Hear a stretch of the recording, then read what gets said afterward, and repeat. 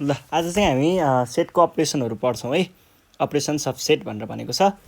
यो टपिकको बारेमा चाहिँ छलफल गर्छौँ है। हामीले क्लास 8 मै पढिसकेको हो कुराहरू त, यो चाहिँ जस्ट रिभिजनको लागि मात्रै हो है।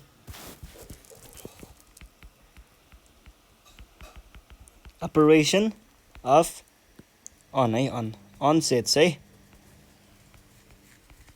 ल यो छ। अनि यहाँनिर चाहिँ हामीलाई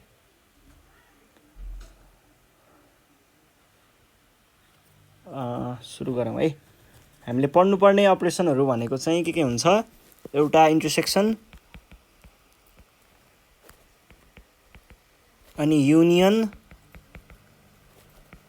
डिफरेन्स, अनि कम्प्लिमेन्ट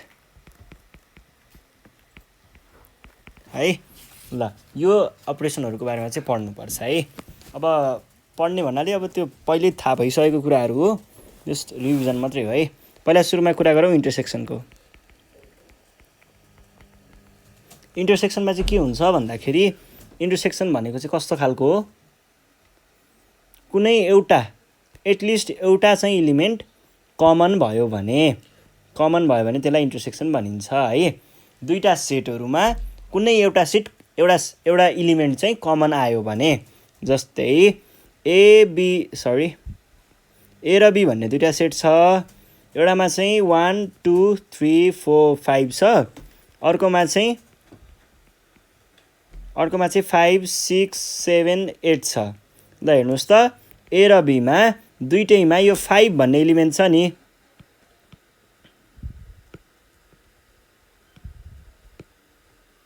हेर्नुहोस् है, यो 5 छ नि, यो 5 यहाँ पनि छ, यहाँ पनि छ, दुइटैमा पर्यो नि त यो 5 त। यो 5 दुइटैमा परेको हुनाले हामीले के भन्ने भयौँ त?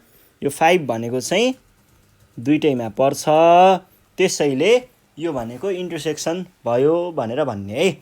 यो भनेको 5 भनेको यो दुईटा सेटको इन्टरसेक्सन निस्कियो भन्ने। अब अर्को युनियन भन्ने हुन्छ। युनियन भनेको चाहिँ दुइटैको भएको है, दुइटैलाई कभर गर्ने, दुइटैमा भएको टोटल लियो भने त्यो चाहिँ हाम्रो युनियन हुन्छ। जस्तै यो सबै कभर गर्छ यसले चाहिँ है, यो सबै कभर गर्छ। यो भनेको जस्तै ए भनेको 1 2 3 4 छ, अनि बी भनेको चाहिँ 4 5 6 7 छ। यस्तो भएको केसमा हाम्रो ए युनियन बी भनेको के आउँछ? 1 2 3 4 5 6 7 यसरी आउँछ है। र यसलाई चाहिँ हामीले केले डिनोट गर्छौँ? ए इन्टरसेक्सन बीले 5 मात्रै कमन हो, 5 यसरी लेख्ने है। इन्टरसेक्सन बी यो भयो अपरेसनको सिम्बल, यसले चाहिँ हाम्रो सिम्बल दिन्छ है। ल यो इन्टरसेक्सनको सिम्बल र युनियनको सिम्बल है। अनि त्यस पछाडि डिफरेन्स भन्ने हुन्छ एउटा।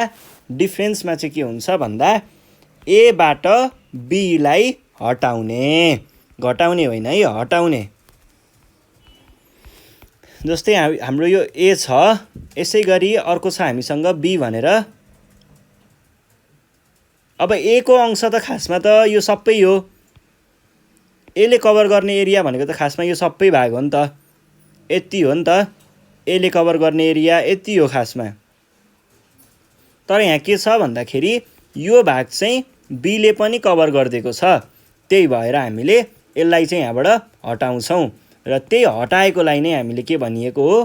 यति भागदेखि यति यो बी भन्ने अंश नै नल्याउने क्या हामीले, ए मात्रै बाँकी राख्ने हो। यसरी हटाइयो भने चाहिँ यसलाई चाहिँ हामीले ए माइनस बी भनेर भन्ने गरिन्छ है। यो भनेको ए माइनस बी मात्र बाँकी रह्यो, एबाट बीलाई घटाउने सिम्बल यो माइनस गरेको। अर्को हुन्छ कम्प्लिमेन्ट भन्ने।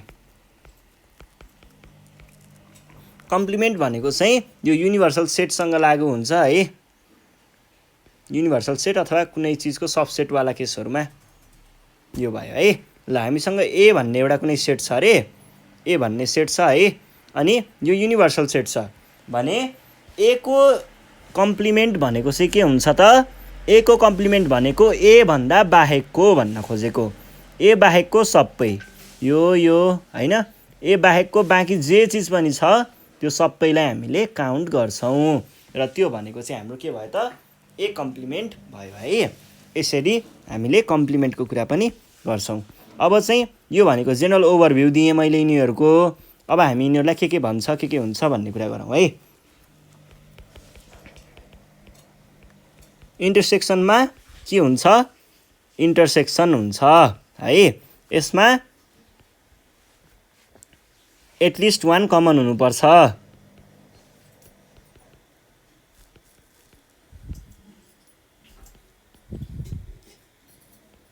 कमन इलिमेन्टहरूलाई लिस्ट गर्नेलाई नै हामीले के भन्छौँ? इन्टरसेक्सन भन्छौँ। यसलाई अर्को नाम भनेको चाहिँ element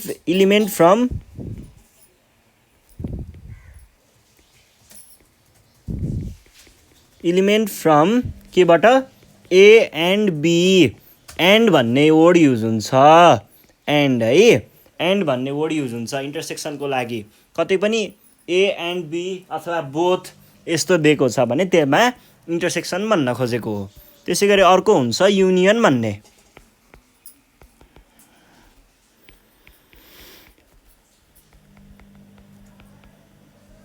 all the elements from A or B।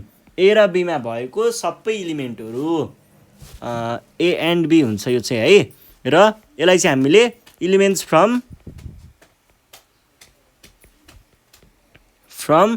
ए और बी भनेर भन्ने गरिन्छ। भन्न खोजेको चाहिँ यो दुईटा अब हामीसँग ए भयो अनि बी भयो। ए को इलिमेन्ट अथवा बी को इलिमेन्ट, दुईटैको इलिमेन्ट। ए को पनि हुनसक्छ, बी को पनि हुनसक्छ है, जताबाट पनि पढ्न सक्छ। त्यहाँ भएको सबैलाई समेटेर राखियो भने त्यसलाई हामीले ए युनियन बी भनिन्छ है। यसरी सिम्बल चाहिँ यो छ है। ल यो आयो। अर्को चाहिँ हाम्रो के छ? डिफ्रेन्स। डिफ्रेन्समा चाहिँ हाम्रो जस्तै यो भनेको चाहिँ के हो त? यसमा चाहिँ हामीले हटाउने है। Remove all elements from B from A। यो A माइनस B को केसमा भन्न खोजेको चाहिँ के भन्दाखेरि remove all the elements from B। बीबाट आएको हरेक इलिमेन्ट हटाऊ। केबाट? एबाट। एबाट बीमा आएको कुनै पनि इलिमेन्टहरू छ भने त्यो सबै इलिमेन्टहरूलाई हटाइदेऊ। अनि बाँकी रहेको जे रहन्छ त्यो भनेको ए माइनस बी हुन्छ है। यसमा चाहिँ के हुन्छ? यसको लागि चाहिँ हामीले के भन्छौँ? एक्स बिलोङ्स टु ए अनि and x does not belongs to B. X भन्ने चिज चाहिँ एमा पर्छ तर बीमा पर्दैन, किनकि बीमा पर्नेलाई त हामीले हटाइसकेको हो है। यो भयो केस। ल अर्को छ कम्प्लिमेन्ट। कम्प्लिमेन्ट भनेको चाहिँ आफ्नो सेटभन्दा बाहिरको भनेको डज नट बिलोङ्स टु ए। एमा नपर्ने, ए भन्दा बाहिरको है। त्यसलाई चाहिँ हामीले के भन्छौँ? ए कम्प्लिमेन्ट भन्छौँ। अनि एउटा केस चाहिँ के छ भन्दा ए कम्प्लिमेन्टको पनि कम्प्लिमेन्ट भनेको ए नै हुन्छ है सधैँ। यो कुरा चाहिँ याद गर्नु पर्यो है। ल अपरेसनमा चाहिँ हामीले अब यही हो रिभिजन गर्नुपर्ने कुरा। अब हामी एक्सर्साइजको एक दुईवटा क्वेसन हेरौँ है त। ल यहाँनिर के भनेको छ एक्सर्साइजमा?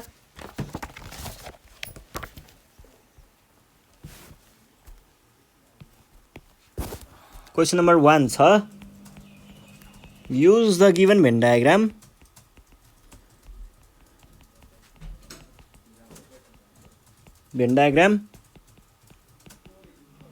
prepare a list of the elements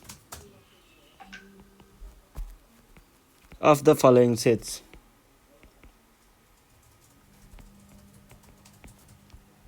पहिला सुरुमा हामीलाई दिएको छ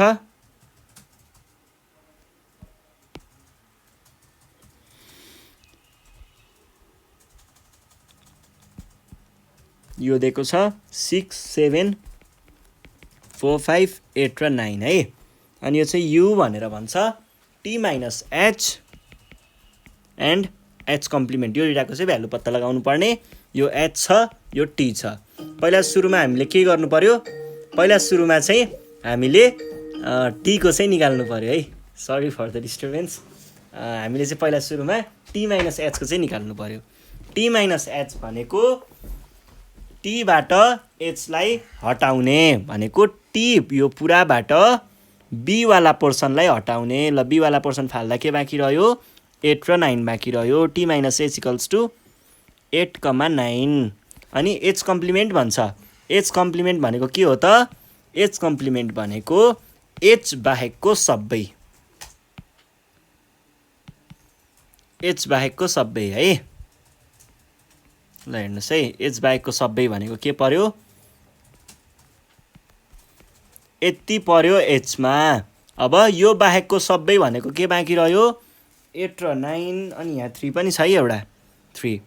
8 एच कम्प्लिमेन्ट भनेको 8, 9 र 3 अथवा 3, 8, 9 भनेर एसेन्डिङ अर्डरमा लेख्न पनि सक्नुहुन्छ है। ल यो भयो। अब यसको अर्को क्वेसन छ, क्वेसन नम्बर बीमा।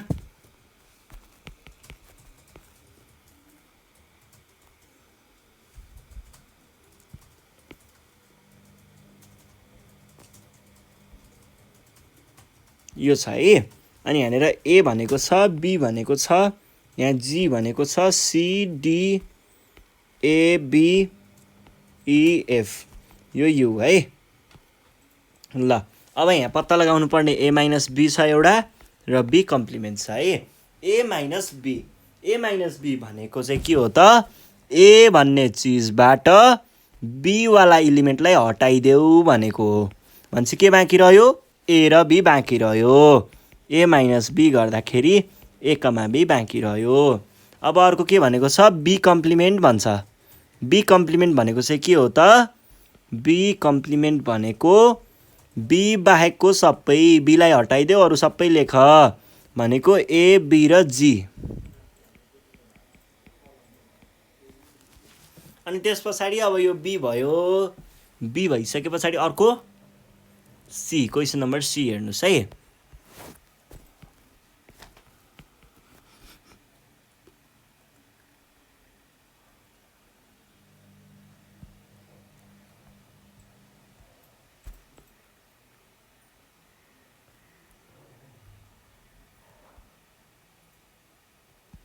यो भयो 4, 5, 8, 9, 3, 6, 1, 2, 7 है।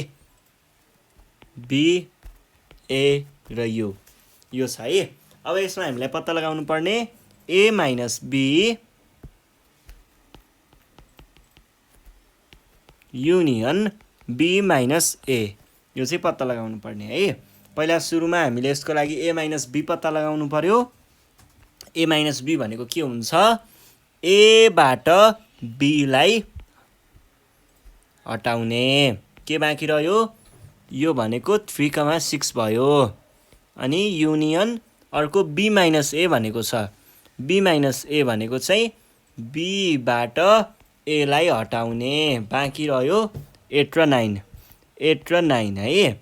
अब यो दुइटाको युनियन भनेको यो सबैलाई एकैचोटि लेख्ने। ल सकियो, यो पनि सकियो है। अब हामीले क्वेसन नम्बर 2 सल्भ गरौँ है। क्वेसन नम्बर 2 मा चाहिँ हामीलाई के दिएको छ त? If m is equals to 2, 6, 9, 11, 13 and n is equals to 1, 6, 11, 15, 19, 23, find the value of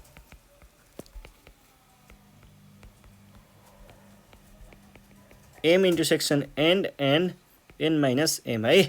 यो भनेको छ। अब हामीलाई यहाँ के गर्नुपर्ने छ त भन्दाखेरि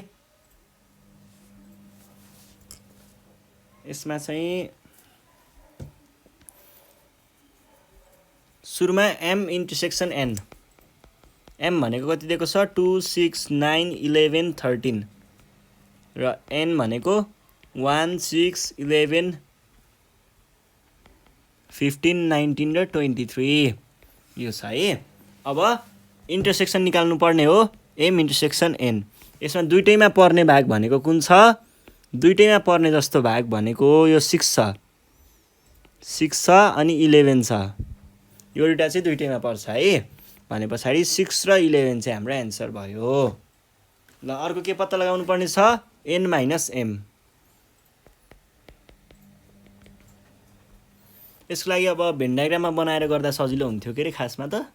ठिकै छ, n माइनस m है भनेपछि nबाट त्यसलाई हटाइदियो। यो 6 र 11 त हो नि n र m दुवैमा आएको, भनेको माथिको भाग तल आएको यही त हो नि। यसलाई फालियो भने बाँकी रहन्छ है। यिनीहरूलाई फाल्ने फर्मुलाहरू पनि पढ्छौँ हामी, नातिनुस् नेक्स्ट सिरिजमा हामीले त्यसको फर्मुलाहरू पनि पढ्नेछौँ है। ल अब question number B, if p is equals to भनेर 5 6 9 12 र 15 and q is equals to भनेर 1 9 15 17 र 19 यो दिएको छ है। Find the value of p intersection q and q minus p है। यो छ। अब पहिला सुरुमा इन्टरसेक्सन पत्ता लगाउनु पर्ने रे।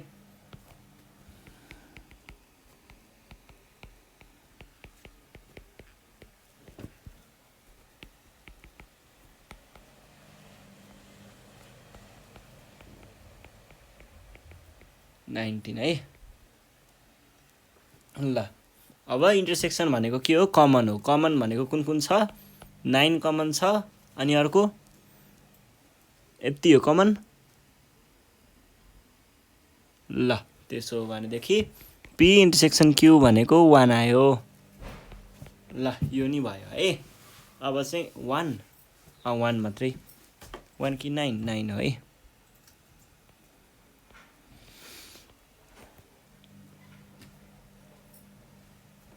यहाँ हामीलाई नम्बरमा मागेको छैन, सेटमा मागेको छ, त्यही भएर हामीले सेटमा दिएको है। q माइनस p भनेको कमन भागलाई हटाइदिने भनेको, q माइनस p भनेको कमन भाग गयो 9 गयो, बाँकी रहेको लेख्ने है। ल अब हामी क्वेसन नम्बर सी सल्भ गर्छौँ। सीमा चाहिँ if a is equals to 5 7 9 and b is equals to 6 7 8 9 र 10 find b minus a and a intersection b यो भयो। अनि a इज इक्वल्स टू यो b इज इक्वल्स टू यो b minus a। b minus a भनेको b र a मा भएको कमनलाई हटाइदिने, यो 7 र 9 लाई हटाइदिने, 6 8 र 10। अनि a इन्टरसेक्सन b भनेको 7 र 9 दुइटै यतापट्टि पर्छ भनेपछि, अनि 5 चाहिँ छुट्टै रहेछ। ल ठिक छ। अब D number, if a is equals to 1 3 र 5 and b is equals to 6 7 8 9 होइन।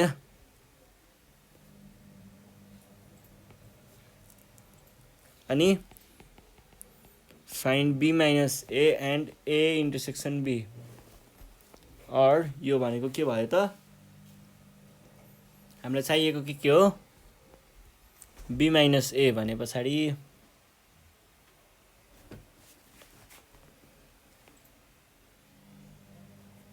होइन 3 4 5 6 7 है। यो भयो।